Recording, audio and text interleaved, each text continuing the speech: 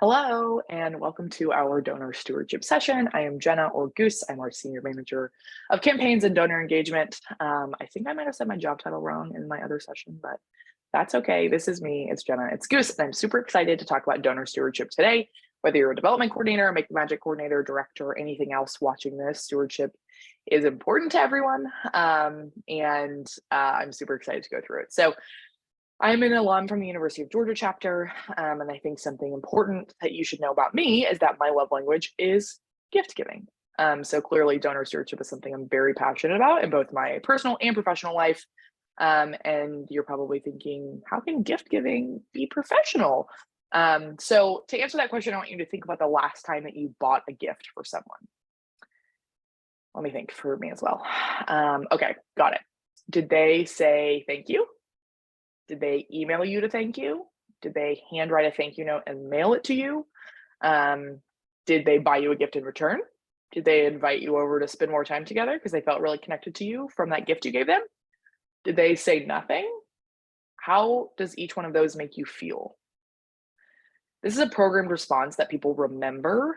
And I think that most importantly, people should be thanked for giving to others, no matter how you do it, whether it's the shoes my mom just bought me for my birthday, or the $5,000 that a local business donated to you, or the time that you give to your volunteers give you year round to make Kesem amazing.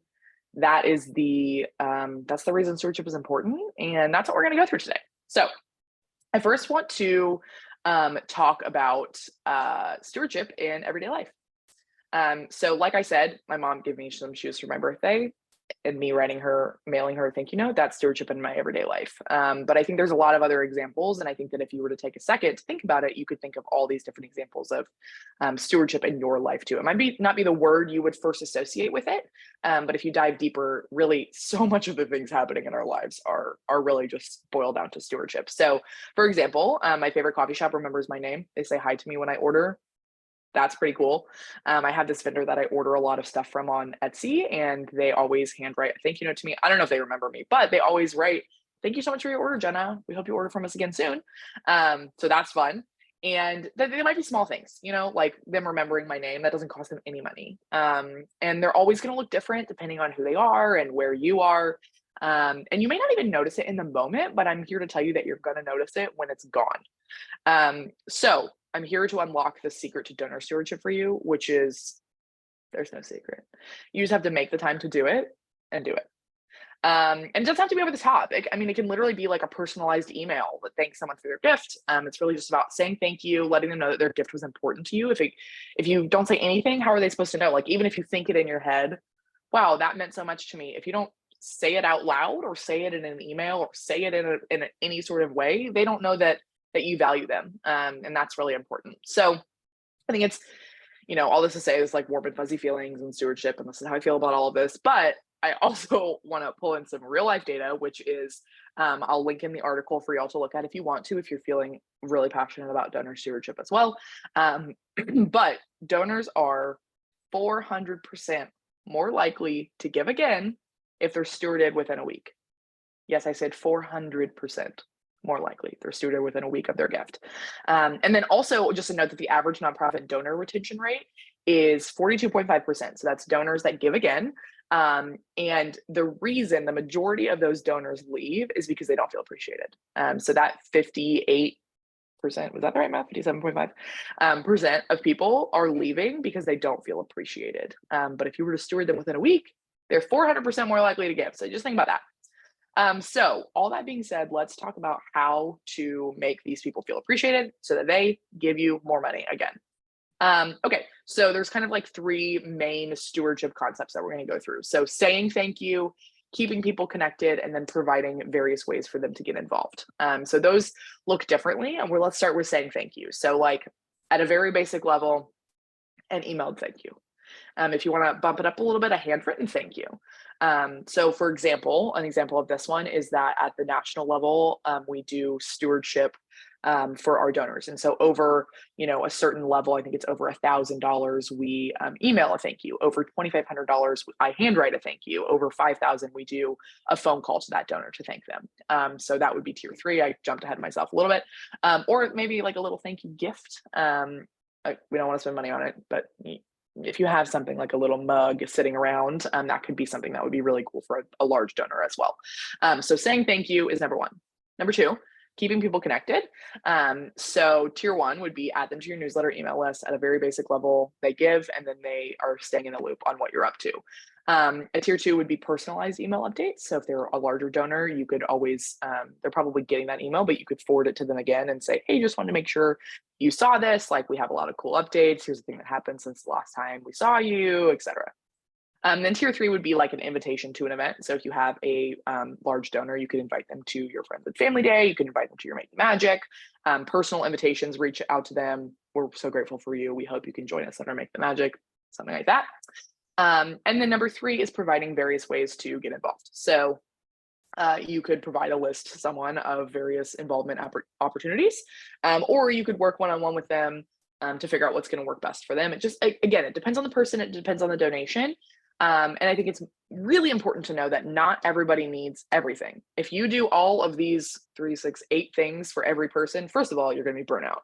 And second of all, they're going to be burnt out. They're going to be like, stop talking to me. This is so much, like, do less.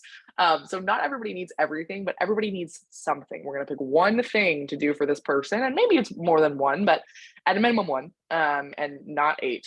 So less than 8, more than 1. Not everybody needs everything. Everybody needs something. My picture didn't show up, which is a bummer because now this slide just looks really sad, but that's okay. I want to talk about the main stewardship concepts when you're putting together this different stewardship.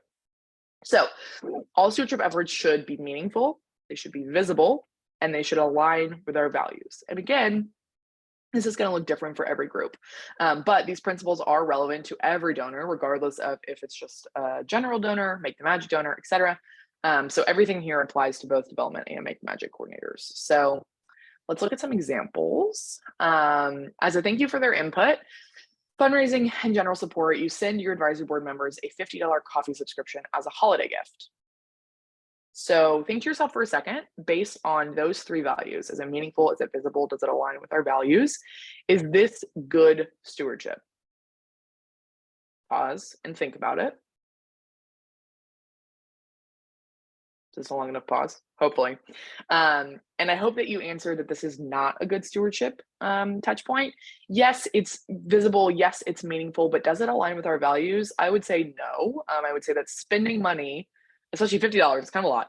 Spending money on someone who gives you money and also knows how hard it is to raise money and also knows your fundraising goal and has probably seen your budget does not align with our values. So I would say that this is not a good piece of stewardship. Something that would make it better, think to yourself, what would make it better? You can pause the video if you want to think about it. I'm not going to pause again, but an idea for me that I think would make it better is if you got them a $10 Starbucks gift card, or you just wanted to get together with them and go get coffee with them, or if you sent them something that was more free. So like as a holiday gift, you could send them a holiday card and maybe like a friendship bracelet that a camera made. That would be way less money and would align with our values a lot better. Okay, next example. You handwrite thank you notes to all your Giving Tuesday donors that gave over $1,000. So pause. Do you think that this is good stewardship or bad stewardship? And I'm here to tell you that I think it's good. So I would say, with the caveat, if you have the correct addresses for everyone, and if you don't, it's not going to be visible to them, and therefore it's not going to align with that value. But in general, I think that this is a good one and a good idea. Just something to think about with Giving Tuesday coming up. Okay, you organize a virtual alumni cabin chat. Is this good? I would say yes. It aligns with all of our values. It's meaningful. It's visible, and I think it's cute. It's very campy. As an alumni, I'd be really into this idea. I think that's very adorable, and it's also free, so that's cool. All right. So I mentioned already to you that I write letters to, or stewardship notes to some of our Camp Kesem national donors, but I just kind of want to show some examples of some other things that we do at a national level that apply to all these principles that you just heard about. Just some like tangible examples. So we do handwritten mailed thank you notes to first-time donors over a certain level, which is great. We do mailed holiday cards for our largest donors, and then an e-holiday card for every other donor. We do thank you phone calls for our largest donors. So like I mentioned that earlier, for 5,000 and above, we do phone calls. And then this is also just an example of a little gift that we put together for one of our board members that was leaving. So this would be relevant if you have an advisory board member that's been really valuable, that's about to roll off. So what we did is I just hand wrote a card, printed out some pictures, and then these little You Rock rocks. I know some of y'all do those at camp. I found them on Amazon or Etsy maybe, and mailed this to them. So overall, the cost of this whole thing was probably like $10, but super meaningful. And I made sure we had the right address for Tom, so I got to him. So those are just like a couple of examples. Okay, let's practice. My pictures worked. Cool. Let's talk about constituent journeys. So we're going to practice basically everything we just talked about for a bunch of different constituent groups. Okay, so here's how to figure out which constituent you're working with. You'll get a handout if you're at Summit in person, and if you're not, you can link to it. You can pull it up. It's also going to be on the slide. It's going to ask you a couple of questions, but you need to know which constituent group you are focusing on. So read through here, pause the video if you need to figure out which donor group you are working with. I'm going to pretend for my run through here that my camp name starts with G, so I'll do that one. A donor who gave consistently for a few years, but hasn't given in the last 2 years. That's what I'm going to think about for my constituent journey. Here is the constituent journeys quiz that you should have the link to, but you can also just follow along here. And there are a couple of questions, and I would encourage you to pause the video right now as you go through and answer the questions. Okay. Oh, whoops, I jumped ahead. Okay, so let's go through and look at the answers. So obviously how you score yourself in a minute is going to be dependent on the constituent group you were working with. So like, for example, there are some answers that are never going to be right. So like, they got an emailed receipt, so they're good. That's never going to be right, no matter who you're talking to. But most of the time, the right answer depends on who you're stewarding. So just be thinking about that as you're moving through here. And I think, again, it's just important that you thanked your constituent, you kept them connected to Kesem, you provided various ways for them to get involved. As long as your answers did all of those things, then you scored great on your quiz. Were they meaningful? Were they visible? Did they align with our values again? And so I think that's something else to notice and think about, and why there's these 3 different kind of things to be looking at, arenas to be looking at, is that some people don't want accolades or recognition. They want custom beneficiaries to get all the attention. Some people appreciate the acknowledgement. They want their company logo advertised. Again, everyone is different, which is why these answers are different dependent on who you're working with. So how did it go? We're going to raise our hand to share in the actual session, but I want you to just think about how it went, what your outcome was. If there were any questions that stumped you, feel free to reach out to your PC or to me. And if there's any different choices you would have made along the way, is there anything you would do differently? If you were thinking about a first-time donor, if you're thinking about one of those other groups that you weren't necessarily tied to for this quiz based on your camp name, but if you want to go back through and do it again for a different constituent group just to practice, I would love that. I would love for you to do that. Okay, we are going to do a lightning round best practices in person, and this is going to be like about 10 minutes, but all of the information will be shared out with everyone else. So these are the questions that we're going to go through. What is your favorite thing you've ever done or seen another chapter do to steward a donor or volunteer? So I'll give some examples since you're not there in person to get some of the big group examples. I'll give some of my examples. So one year, this is one of my favorite things. I have 3 that I'm going to share with you. The first one is that I was Camp Kesem Miami's PC, shout out if you're watching this, a long time ago, many years ago. And at camp, they had campers handprint and sign an extra shirt, camp shirt from the summer. And then they framed it as a gift for all of their largest donors, which was very cool. Loved that. I thought that was very creative. And they also, I think, framed one for their advisory board as well, which were, part of their donors. Something small that impacted me personally, I was a camp advisor at Camp Kesem Chapman a few years ago. And after camp, they printed out some photos and they just sent me a handwritten note. And again, it was kind of like that gift that I did for our board member. It's super low cost, low time investment, and also just like a huge impact. That meant a lot to me. I kept one of the pictures framed on my desk for a long time. And that was one of my favorite things. And then my third one I'll share, and then I'll move on, is there was an alum who, oh my God. I'm trying to read my notes and I started reading the wrong sentence. Okay, there was an alumni who a chapter wanted on their advisory board. So it was someone that had, good connections, had a lot of insight, was a couple years out of school, someone they wanted on their advisory board.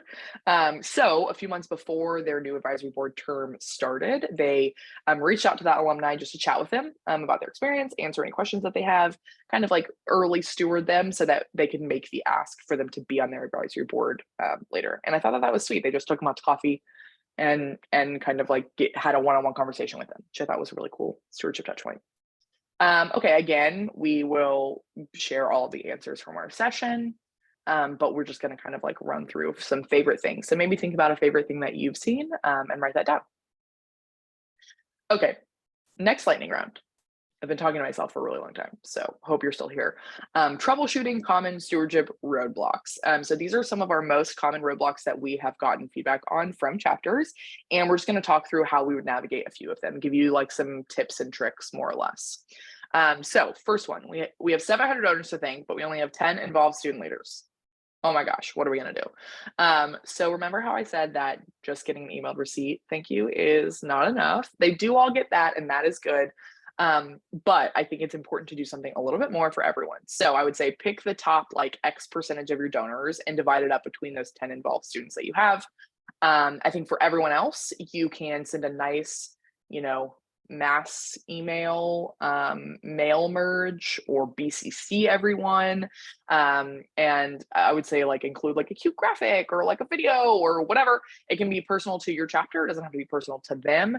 Please BCC. That's a very important thing, or mail merge so that it looks personalized to them, and make sure that they know the impact that they had. That's like number one most important thing. Together we raised $10,000, which will help us, send XYZ campers to camp or whatever it is. So that's how I would divide that up. Top percentage, you would do handwritten notes or individualized notes, individualized phone calls, and then everyone else more of a mass email, but kind of in a sneaky way, mail merge or BCC, and make sure it's personalized to your chapter. We thought we'd thank someone, but they said they weren't thanked. What do? We thank them. It doesn't matter when it is, it doesn't matter who it is. It's never too late to say thank you. You can even apologize for the late thank you. I wrote a stewardship note the other day that was like 7 months overdue. I don't know why I got lost or whatever. And I put in there, I'm so sorry for the delay in getting this note to you. Like, that's okay. Just acknowledge it. It's not a big deal. Thank them. It's better to do that than to just not thank them. I think it's good to own the mistake if your donor is kind of salty, and then still say thank you. Next one, we have no idea if a recurring donor who has given greater than $1,000 each year has been thanked in the past. I would say first and foremost, try and figure out who the relationship manager is. Get as much information as you can. But most importantly, you thank them. You can never thank someone too much. If they hear from you again, that's not a bad thing. I'd rather them hear from you again than never hear from you at all. But if you can figure out who the relationship manager was in the past, then you can gather some more information before you head into that conversation, just for some additional background. Okay, we realized we never thanked a Giving Tuesday donor, and it's now 3 months later. Should we still thank them? How late is too late? So you should already know the answer to this one based on earlier ones, but same as some of the previous ones, say thank you. It's never too late. Communicate the impact. So like, for example, in case you didn't see, we raised $10,000 on Giving Tuesday, thanks to you. And truthfully, people are really busy during Giving Tuesday time. It's year-end giving. Giving Tuesday itself, it's the holidays, it's all these things. If you thank them kind of late, it's really not a big deal. It's like January it doesn't matter. I don't think that they've like, oh my gosh, I never got a thank you from those people. As long as you thank them eventually, again, it's never too late to thank them. Okay, we're putting in a lot of stewardship and a lot of effort to stewardship. Everyone on our team is writing thank you notes monthly. We're sending out a thank you video to large donors quarterly, etc. But we're not sure if it's making a difference. How do we know if our stewardship efforts are worth it? Do you have donors every year? Do you have new donors every year? Did you raise more money than you did last year? Then is working. This feels like one of those things that's super hard to tie to a revenue number, because it's not like someone's like, you wrote me a thank you note and therefore I am donating again. But if you have donors every year, if you have new donors every year, if you're raising more money year over year, that means your stewardship is working, because your stewardship matters. So a reminder to that data point that we looked at earlier, most organizations only retain 58% of their donors. So 42% of the ones that leave, I think I might have switched it earlier. Anyway, 42% of the ones that leave, the majority of those donors, about 2/3, are leaving because they don't feel thanked. So that is like literal industry data to prove how important this is. Like, even if you're not hearing back from them or whatever, your efforts still matter. And if you ever feel like they don't, send me an email and I will remind you, because this is so important to me. Okay, let me see if I missed anything that I wanted to note. Oh, just a couple of other like tips and tricks for if you're having to like mass thank people. So we talked about mail merge. We talked about BCC. Those things make it seem personal. Please do not send a gigantic email to a bunch of people and not BCC them. It's so deeply upsetting. Leverage your social media. If it's someone who is on social media, it's going to be visible to them. And it's something that they care about, is like the recognition. Like, maybe you want to acknowledge your health and wellness team, and they're on social media. You think that that's going to be meaningful to them, and they're going to see it. You could always use your social media to steward them in that way. And then one other thing that I sometimes do is I handwrite one note. For example, look, I have one on my desk. I handwrite one note, and then I scan it, and then I print it out a bunch of times, and so it looks handwritten. If you've received one of those from me, I'm sorry, but I'm actually not, because that is a good use of your time. That is a good little hack to make it look like you hand wrote a card to all these people. If it's, let's say that first example, you had 700 donors. So like, you do personalized things for the top percentage, and then maybe you send those handwritten notes to everyone else. And that is, I think, a pretty good idea. Maybe just because I do it, but I do think it's a good idea. Okay. The last thing I want to talk about, which is like not related to troubleshooting, is transitioning relationships. So this is very important. We want all donors' journeys to continue without interruption. Just because you graduate, just because you become the director when you were the development coordinator before, the donors don't need to know any of that that's going on behind the scenes. We want their journey to be seamless, no matter what. So when you leave, they need to have a new point of contact. If you've been the one emailing them, then they need to have a new person that they're going to email. They know they're not going to reach out to Goose anymore. They're going to reach out to Stamps or whatever it is. And this can be like a literal 2-sentence email that each of you sends to anyone that you're in contact with. I put an example here. You can pause it. You can like literally copy and paste it if you want. And you can mail merge this to make it personal. Again, another good little hack. And that is very important for you to do at the end of your term in any way. If that's because you graduated, or you're changing positions, or whatever it is, it's super important that these donors always know who their point of contact is. So that was just kind of like a random note that didn't exactly fit in anywhere else, but is very important. So that was my last thought. And my actual last thought is thank you for being here, especially if you watched this from home. I'm very grateful that you're taking the time to care about stewardship, and you can use some of those things in the coming weeks for Giving Tuesday, for year-end giving, and beyond. People are very generous at the end of the year, so if we continue to steward those people, it's a really good time to ask them for a second donation. If they've been stewarded, they're most likely to donate again. And you can leave feedback, I think in the Summit app, or I believe we're going to be collecting feedback from here. But if you have any lingering questions, feel free to reach out to me, Jenna@kesem.org, or you should probably reach out to your PC, and they